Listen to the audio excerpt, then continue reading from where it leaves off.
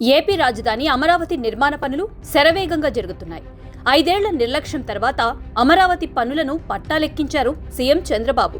2027 నాటికి అమరావతిలో తొలిదశ నిర్మాణాలు పూర్తి చేస్తామని ఇప్పటికే హామీ ఇచ్చారు.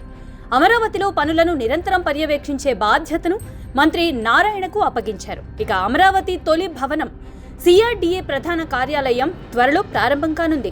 ఇక అమరావతిలో జనవరి 2026 నుంచి క్వాంటమ్ వ్యాలీ అందుబాటులోకి వస్తుందని చంద్రబాబు ఇటీవల కలెక్టర్ల సమావేశంలో ప్రకటించారు కూడా. అమరావతిని రాజధానిగా ఎంపిక చేసిన నాటి నుంచి వైసీపీ నేతలు, అభిమానులు పదే పదే విమర్శలు చేస్తూనే ఉన్నారు. ముంపు ప్రాంతమని, అలల రాజధాని అని వ్యాఖ్యానిస్తున్నారు. అయితే అమరావతికి ఎలాంటి ముంపు లేదంటున్నారు ప్లానింగ్ కమిటీ సభ్యులు. అటు ప్రభుత్వం కూడా తప్పుడు ప్రచారం చేసే వాటిపై కఠిన చర్యలు తీసుకుంటామని హెచ్చరిస్తోంది. అయితే అధికారంలో ఉన్నప్పుడు 3 రాజధానులంటూ వ్యాఖ్యానించారు జగన్. దీనిపై ఇప్పుడు వైసీపీ ప్రధాన కార్యదర్శి మాట మార్చారు. వైసీపీ అధికారంలోకి వచ్చిన తర్వాత అమరావతిని రాజధానిగా కొనసాగిస్తామన్నారు. దీంతో కొద్ది రోజులుగా వైసీపీ అభిమానులు సోషల్ మీడియాలో అమరావతిపై ఆరోపణలు చేయటం లేదు. ఇక ఇటీవల బంగాళాఖాతంలో ఏర్పడిన ద్రోణి ప్రభావంతో తెలుగు రాష్ట్రాల్లో విస్తారంగా వర్షాలు కురిశాయి. హైదరాబాద్లో అయితే ప్రతిరోజు సాయంత్రం భారీ వర్షం కురుస్తోంది. దీనివల్ల ప్రజా జీవనం అస్తవ్యస్తంగా మారిపోతోంది. ఇక నగరంలోని రహదారులన్నీ జలమయమవుతున్నాయి.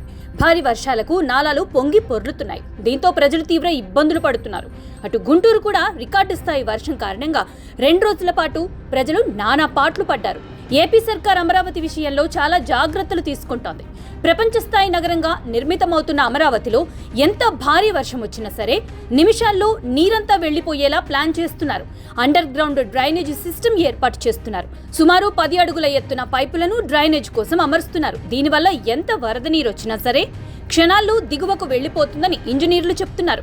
ఇప్పటికే అండర్ గ్రౌండ్ కేబుల్ వర్కులు శరవేగంగా జరుగుతున్నాయి. ఇక డ్రైనేజీ పైపులు తీసుకువచ్చిన లారీలు అమరావతి ప్రాంతంలో బారులు తీరాయి.